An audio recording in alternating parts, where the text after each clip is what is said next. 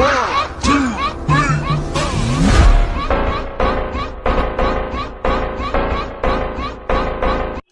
Students, welcome back to the channel and your one and only accountancy. और आज की ये वीडियो है final video of this chapter. इस चैप्टर के 4 पार्ट्स मैंने आपको बताए थे, 3 पार्ट्स हम ऑलरेडी कर चुके हैं, जो आप देख चुके हो। चैप्टर आपको यहाँ तक समझ में आ गया होगा। आज हम करने वाले हैं इसके फाइनल 3 टॉपिक्स, जो कि ज़्यादा बड़े नहीं हैं, छोटे छोटे से ही हैं, तो आपको ईजिली अंडरस्टैंडेबल है वो, है ना, और हम आसानी से समझ भी सकते हैं, ठीक है। लेकिन उससे पहले, जैसे कि हमने स्टार्ट कर ही दिया है, तो you can say it's kind of attendance और kind of communication, kind of motivation, जो भी आप इसको जिस भी तरीके से लेना चाहो आप इसको वैसे ले सकते हो, लेकिन थोड़ा सा रिक्वायर्ड है मेरे लिए, क्योंकि मुझे लगता है this will help me out to stay motivated, to provide you quality content. तो सिंपल सा गाइज, छोटा सा एक काम करना है आपको मेरे लिए। सबसे पहले आपको कमेंट में जाके लिखना है अपना नाम, फिर लिखना है अकाउंटेंसी एंड स्टेट का नाम जहां से आप बिलोंग करते हो। This is something important for me, है ना, because I actually want to build a community of दो स्टूडेंट्स जो सिर्फ पढ़ाई में इंटरेस्टेड हो। समझ में आ रही बात? सिर्फ व्यूज पाना मोटिव नहीं है, मोटिव क्या है? पढ़ाना। और सिर्फ मेरे पढ़ाने से काम तो नहीं होगा, तो आई नीड टू नो कि जो भी मैं डिलीवर कर रहा हूं वो सही जगह पे जा भी रहा है, क्या सही ऑडियंस तक पहुंच रहा है, ठीक है। तो बस इतना ही कहूंगा आपसे कि ये छोटा सा कम्युनिकेशन है, आपको ये 3 चीजें कमेंट में लिख दो, सो दैट मुझे पता चलता रहे कि yes I am on the right track और चीजें अकॉर्डिंगली हो रही हैं जिस हिसाब से होनी भी चाहिए। तो चलो, अब बिना देरी किए हुए आप फटाफट से कमेंट में लिख दो, और मैं बिना देरी किए हुए शुरू करता हूं इस चैप्टर का लास्ट पार्ट, ठीक है। तो क्या है, देखो, इसमें अगला टॉपिक हमारा, और ये बहुत इंपॉर्टेंट है, ये एग्जामिनेशन पॉइंट ऑफ व्यू से, थ्योरी के पॉइंट ऑफ व्यू से बहुत ज्यादा इंपॉर्टेंट टॉपिक है, and the topic is qualitative characteristics of accounting. एक कंफ्यूजन आ जाती है, बच्चे ना एग्जाम में कंफ्यूजन में इसको गलत कराते हैं। ये टर्म पढ़ ली, कैरेक्टरिस्टिक्स ऑफ अकाउंटिंग, है ना, और कैरेक्टरिस्टिक्स ऑफ अकाउंटिंग तो आपने पहले भी पढ़ा हुआ है, जो अकाउंटिंग प्रोसेस थी वहां पर कैरेक्टरिस्टिक्स तो आ चुके थे। अब बच्चों के लिए कंफ्यूजन कहां हो जाती है, वहां पर भी लिखा हुआ है कैरेक्टरिस्टिक्स, यहां पर भी है कैरेक्टरिस्टिक्स ऑफ अकाउंटिंग, सेम ही चीज लग रही है। लेकिन ये जो टर्म है ना क्वालिटेटिव, ये यहां पर एक डिफरेंशिएटिंग फैक्टर है। ये डिफरेंशिएट करता है वो जो है कैरेक्टरिस्टिक्स ऑफ अकाउंटिंग है और क्वालिटेटिव कैरेक्टरिस्टिक्स ऑफ अकाउंटिंग में। समझ में आ रही बात? तो अगर आपसे पूछा जाएगा what are the qualitative characteristics of accounting, तो आपको इसको ध्यान में रखना है, आप वो नहीं लिख सकते हो। ये कंफ्यूजन होती है यहां पर, लगातार रेगुलर बेस पर गलतियां होती हैं, तो आती हुई चीज भी नहीं हो पाती है ना। तो ध्यान रखना, when question is stated qualitative characteristics of accounting, तो क्वेश्चन इस वाले पार्ट की बात कर रहा है, ठीक है। तो देखो क्या है क्वालिटेटिव कैरेक्टरिस्टिक, मतलब कि अकाउंटिंग की क्या क्या क्वालिटीज हैं सिंपली। तो सबसे पहले नंबर पर क्वालिटी आती है रिलायबिलिटी, यानी अकाउंटिंग इंफॉर्मेशन जो है ना वो क्या है, रिलायबल है, भरोसेमंद है। जो अकाउंटिंग की जाती है उसी पे भरोसा करके कंपनी अपने कामों को फर्दर प्रोसीड करती है, यानी दीज आर रिलायबल, भरोसेमंद होते हैं। तो accounting information must be reliable. क्या होनी चाहिए? रिलायबल होनी चाहिए। Reliability of information means it is verifiable, free from personal bias and material error, कि इसमें किसी भी टाइप का बायसनेस नहीं होना चाहिए, कोई एरर नहीं होनी चाहिए, क्योंकि इन्हीं अकाउंटिंग इंफॉर्मेशन के बेस पे आगे चल के डिसीजंस लिए जाने हैं, लिए जाएंगे। तो ये इंपॉर्टेंट है कि ये क्या होने चाहिए, रिलायबल होने चाहिए, ठीक है। नेक्स्ट आता है हमारा रेलेवेंस। रेलेवेंस का बहुत सिंपल अगर शब्द में मैं आपसे बात करूं तो रेलेवेंस का मतलब होता है मतलब की, इस तरीके से समझो आप, यानी जो इंफॉर्मेशन हमारे मतलब की है that is called relevant information to us, है ना। रेलेवेंस का मतलब क्या है, जो हमारे लिए यूजफुल है, जो हमारे मतलब की है, जो हमारे काम की है। फॉर एग्जाम्पल, अंबानी ने एक नया जेट खरीदा, ठीक है, अंबानी ने एक नया जेट खरीदा, और दूसरी तरफ रिलायंस का शेयर जो इसमें तुमने पैसा लगा रखा है, वो शेयर 10% से ऊपर बढ़ गया। समझे मेरी बात? रिलायंस ने, यानी अंबानी ने एक नया जेट खरीदा, और दूसरी तरफ मैं कह रहा हूं कि रिलायंस का जो शेयर है जिसमें तुमने पैसे लगा रखे हैं ऑलरेडी, वो बढ़ गया 10% से। तुम्हारे लिए कौन सी इंफॉर्मेशन मतलब की है?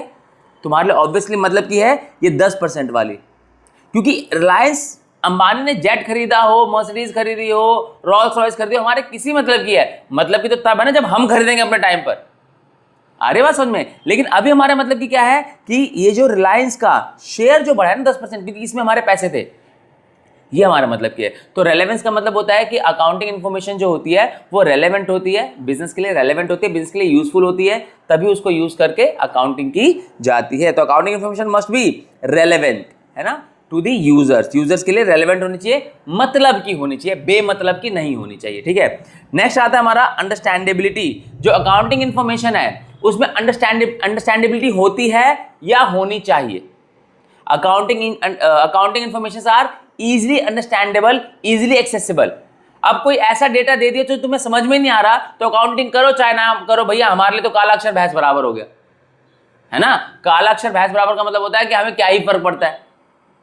तो जो चीज हमें समझ में नहीं आ रही है उसका हम क्या ही कर लेंगे, है ना। तो ये बहुत इंपॉर्टेंट है कि जब अकाउंटिंग इंफॉर्मेशन की प्रेजेंटेशन की जा रही हो, उसकी फॉर्मेशन की जा रही हो, तो वो इस तरीके से प्रेजेंट हो कि वो इजीली अंडरस्टैंडेबल हो टू द यूजर्स, जो उसका यूज करने वाले हैं उनको आसानी से समझ आ सके। ऐसा ना हो कि हवाई जहाज बनकर सर के ऊपर से निकल जाए, तो that would be complete waste. समझ रहे हो आप, तो इंपॉर्टेंट है ना। तो it means that information provided through the financial statement must be presented in a manner that users are able to understand it, कि जो यूजर्स हैं उसको आसानी से समझ सके, इजीली अंडरस्टैंड कर सके। बात समझ में आ रही है, इसको बोलते हैं understandability. Last but not the least characteristic, that is qualitative characteristic of accounting is comparability. यानी अकाउंटिंग इंफॉर्मेशन जो होती है ना वो कंपेरेबल होती है। क्यों कंपेरेबल होती हैं? क्योंकि जो अकाउंटिंग है वो एक रेगुलर प्रोसेस है और वो हर साल की जाती है। तो every single accounting period has its own accounting process, है ना। तो हर साल अकाउंटिंग हो रही है, तो हर साल अगर अकाउंटिंग हो रही है तो एक साल की अकाउंटिंग इन्फॉर्मेशन से दूसरे साल की अकाउंटिंग इन्फॉर्मेशन को कंपेयर किया जा सकता है। यानी आपको पता लगाया जा सकता है आपके द्वारा कि पिछले साल कंपनी की हालत कैसी थी, इस साल कंपनी की हालत कैसी है, आज से 5 साल बाद पहले कंपनी की हालत कैसी थी। क्यों? क्योंकि हर साल का डेटा अवेलेबल है। क्योंकि अकाउंटिंग क्या करता है? Accounting is a process of keeping systematic record, यानी सिस्टमैटिक रिकॉर्ड्स रखे हुए हैं। तो जब हमारे पास रिकॉर्ड सिस्टमैटिक रखे हुए हैं तो हमने 5 साल पहले वाली इन्फॉर्मेशन उठाई और आज की इन्फॉर्मेशन उठाई, दोनों को कंपेयर कर लिया, हमें पता चल गया कि भाई 5 साल पहले हम यहाँ पर खड़े थे, आज हम यहाँ पर खड़े हैं, है ना। तो कंपैरिजन 2 तरीके से होता है, ये समझो आप। कंपैरिजन एक होता है इंट्रा फर्म कंपैरिजन, यानी जब हम कंपनी अपने अंदर की ही पोजीशन को कंपेयर करते हैं कि आज से 5 साल बाद हम कैसे थे और आज की डेट में हम कैसे हैं। हम दोनों केस में हम ही हैं, अंदर अंदर, यानी ये जो कंपैरिजन चल रहा है वो कंपनी के अंदर अंदर ही चल रहा है, कंपनी के अंदर अंदर ही कंपैरिजन चल रहा है। इसे बोलते हैं इंट्रा फर्म कंपैरिजन। और एक होता है inter firm comparison, inter firm comparison. तो इंटर क्या होता है? जब एक कंपनी अपने कॉम्पिटिटर के साथ कंपेयर करती है अपने आप को। फॉर एग्जाम्पल देखो यहां पर MI है, चलो MI को हटाते थोड़ी देर के लिए क्योंकि कंपैरिजन में नहीं आएगा। सैमसंग है, सैमसंग का कंपैरिजन अगर एप्पल से हो रहा है तो दोनों ही गैजेट्स बनाती हैं। लेट्स से कि फोन, एक सेगमेंट है फोन वाला, मोबाइल फोन वाला, तो दोनों ही मोबाइल फोन बनाते हैं। तो मोबाइल फोन वाले सेगमेंट में अगर सैमसंग है वो अपने आप को कंपेयर करता है एप्पल से, तो ये इंटरफर्म कंपैरिजन हो जाएगा कि आज से 5 साल पहले हम कहाँ थे और आज की डेट में, और एप्पल कहाँ था और आज की डेट में हम कहाँ हैं और एप्पल कहाँ है। और आपको बता दो, सुनने में थोड़ा अजीब लग सकता है आपको, कि जो सैमसंग है ना उसने एप्पल को आउट परफॉर्म कर दिया है। यानी आज की डेट में फोन की मार्केट की अगर बात करें तो सैमसंग की मार्केट ज़्यादा बड़ी है, ज़्यादा वेल नोन है as compare to Apple.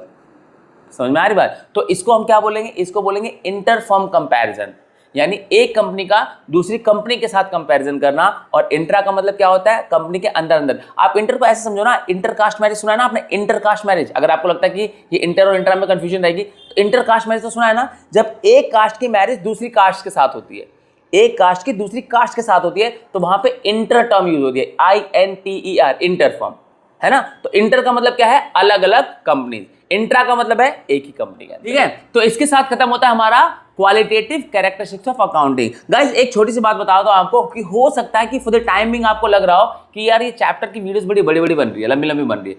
I agree, I absolutely agree, ठीक है। लेकिन आपको एक बात बताऊं, फाउंडेशन जो है ना वो हमेशा स्ट्रांग होनी चाहिए, बेस हमेशा स्ट्रांग होना चाहिए।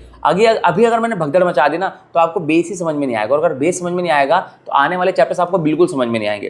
तो इनिशियल लेवल पे videos may go long, but इसके साथ क्या होगा ना, आने वाले टाइम जो वीडियोस होंगी वो अपने आप ही छोटी होती चली जाएंगी, शॉर्ट होती चली जाएंगी। क्यों? क्योंकि आपके बेसिक्स क्लियर होंगे, और अगर बेसिक्स क्लियर होंगे तो चीजें फटाफट मैं आपको समझा सकता हूं, है ना।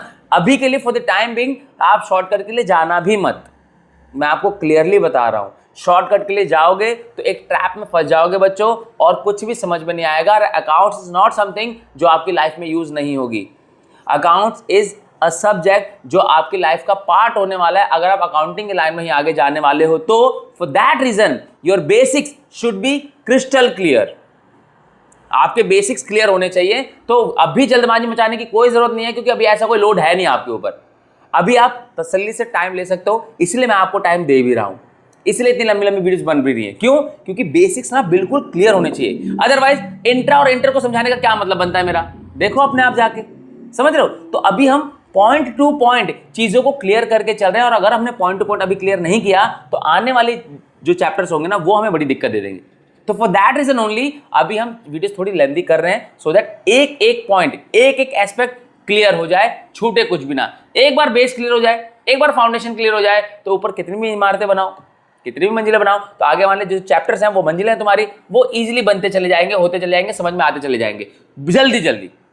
But for the time being it is need of the hour to invest time in order to understand these properly. ठीक है गाइज? तो थोड़ी वीडियो लंबी हो सकती है, आई एडमिट इट, और मुझे कोई इसमें प्रॉब्लम नहीं है, तो आपको भी नहीं होनी चाहिए। ठीक है ना? तो चलो अब बढ़ते हैं अपने अगले टॉपिक के ऊपर, और टॉपिक क्या है? Users of accounting information. देखो अकाउंटिंग का जो मेन काम होता है ना, मेन मुद्दा है अकाउंटिंग का, वो होता है इंफॉर्मेशन प्रोवाइड करना। ठीक है? अकाउंटिंग इसीलिए की जाती है क्योंकि अकाउंटिंग जो है ना एक सर्विस है, अकाउंटिंग एक प्रोसेस है। ठीक है? और ये एक सर्विस होती है ना? अब इसमें कोई प्रोडक्ट तो दिख नहीं रहा आपको, एक सर्विस हो रही है ना? तो सर्विस से क्या निकलती है? इंफॉर्मेशन। सर्विस से क्या मिलती है? इंफॉर्मेशन। इंफॉर्मेशन का जो यूज है वो कौन कौन करते हैं? अब सिंपल सा टॉपिक है यहाँ पर कि अकाउंटिंग इंफॉर्मेशन का यूज कौन कौन करते हैं, किस किस के लिए अकाउंटिंग इंफॉर्मेशन होती है यूजफुल? दो लोगों के लिए होती है। एक होते हैं इसके internal users. Internal users are those users जो बिजनेस के अंदर रहकर ही बिजनेस को यूज करते हैं, इंफॉर्मेशन को यूज करते हैं, सॉरी, जो बिजनेस के अंदर रहते हुए इंफॉर्मेशन की नीड होती है उनको, क्योंकि अगर ये इनको पता नहीं चलेगा तो फिर कोई फायदा ही नहीं है बिजनेस करने का। For example owner, that is मालिक ऑफ द बिजनेस। अब खुद सोचो, लॉजिकल बात करते हैं, क्या मालिक को नहीं पता होना चाहिए कि बिजनेस में क्या चल रहा है क्या नहीं चल रहा है? Each and every information should be provided to him और हर और देम और बोर्ड ऑफ डायरेक्टर। अगर मैं अपना इंस्टीट्यूट रन कर रहा हूं और मुझे पता ही नहीं है कि मेरे इंस्टीट्यूट में कौन कब किस टाइम क्लास ले रहा है, तो how would I be able to manage my institute? Simple है ना? कैसे मैनेज करूंगा जब मुझे यही नहीं पता चल रहा कि मेरे बिजनेस में क्या चल रहा है क्या नहीं चल रहा है, कौन सा टीचर कब क्लास ले रहा है, किसी क्लास कैसी हो रही, किसी क्लास कैसी नहीं हो रही? तो how would I be able to manage this institute of mind? I will not be able to, right? Simple है ना? तो यही चीज है। सबसे पहले ओनर जो है contributes capital in the business and thus he are expose to maximum risk, क्योंकि सबसे ज्यादा रिस्क उसी बंदे का है ना, मालिक का ही है, तो उसको वो डिजर्व करता है कि उसको हर एक इंफॉर्मेशन प्रोवाइड की जाए। दूसरे नंबर पे आती है मैनेजमेंट। अब मैनेजमेंट वो लोग हैं जो डिसीजंस लेते हैं, मैनेजर्स। अब मैनेजर्स को डिसीजंस लेने के लिए इंफॉर्मेशन तो चाहिए होगी ना। जहां भी आप रहते हो वहां पे एक वेलफेयर एसोसिएशन होगी मान लो, है ना? जो वेलफेयर एसोसिएशन है उनका काम क्या होता है कि जो सोसाइटी है उसके लिए काम करना। अब अगर मान लो कि एक सड़क है जिस पे रेगुलर बेस पे एक्सीडेंट हो रहे हैं, गड्ढे हो रखे हैं उस पे, मैन होल्स खुले हुए हैं वगैरह वगैरह, है ना, और मैनेजमेंट तक ये बात पहुंची नहीं अभी तक, तो वो रोड बनवाएंगे कैसे? If they are unaware of the information, तो how would they be able to act on that? समझ रहे हो आप? तो एक्ट करने के लिए इंफॉर्मेशन होनी चाहिए, और वो इंफॉर्मेशन कहां से आती है? अकाउंटिंग से। समझ रहे हो? और अकाउंटिंग इंफॉर्मेशन यानी कि मैनेजमेंट के लिए इंपॉर्टेंट होती है, और मैनेजमेंट कौन होगा? इंटरनल यूजर्स, क्योंकि ये बिजनेस के अंदर है। तो जो लोग बिजनेस से जुड़े हुए internally, they are called internal users of accounting information. तो पहले नंबर पे कौन आया? ओनर्स, मालिक। दूसरे नंबर पे कौन आया? मैनेजमेंट। तीसरे नंबर पे कौन आएगा? Employees, employees and workers. ठीक है, थोड़ी सी यहां पर टाइपिंग मिस्टेक हो गई है, इसको गलती से यहां पर डाल दिया हमने। ठीक है, तो एम्प्लॉयज एंड वर्कर्स जो होते हैं ये भी बिजनेस के अंदर है, बिजनेस के लिए काम कर रहे हैं, इनको बोनस चाहिए होता है ना, इनको अपनी रेम्यूनरेशन चाहिए होती है। तो ये बिजनेस से इंटरनली कनेक्टेड है, बिजनेस से इंटरनली कनेक्टेड है, तो इसलिए ये कौन है? ये है इंटरनल यूजर्स ऑफ अकाउंटिंग। अब इसमें तुमने देखा है ना, अगर शायद तुमने पुरानी मूवीज देखी होगी तो देखा होगा अनिल कपूर ब्लू कलर की ड्रेस पहन के मोर्चे पर खड़ा हो जाता था, किसके लिए? अपने एम्प्लॉयज के हक के लिए, कि भाई हमें बोनस नहीं मिला, हमारा वर्किंग कल्चर अच्छा नहीं है, ये वो ब्ला ब्ला। तो होता है ना उनके अंदर एक जो नेता होता है, यूनियन का जो लीडर होता है ना, तो ऐसे ही उनकी डिमांड्स हो सकती हैं, उनके बोनसेस हो सकते हैं, प्रॉफिट का पार्ट हो सकता है, सैलरीज टाइम पर है, वर्किंग कल्चर वगैरह कुछ भी हो सकता है। तो ये इंटरनली कनेक्टेड है, तो इनको भी सारी इन्फॉर्मेशन होनी चाहिए कि अगर हमारे साथ कोई चीज़, हमें सैलरी नहीं मिली, बोनस नहीं मिली, तो क्यों नहीं मिल रही, क्या कंपनी को इतना प्रॉफिट नहीं हुआ, और अगर प्रॉफिट हुआ तो क्यों नहीं मिल रही? तो they need to know this information, उनको पता होना चाहिए, है ना। उनको सबको ना पता हो भले, बट उनके बिहाफ पे जो लीडर है उसको पता होना चाहिए।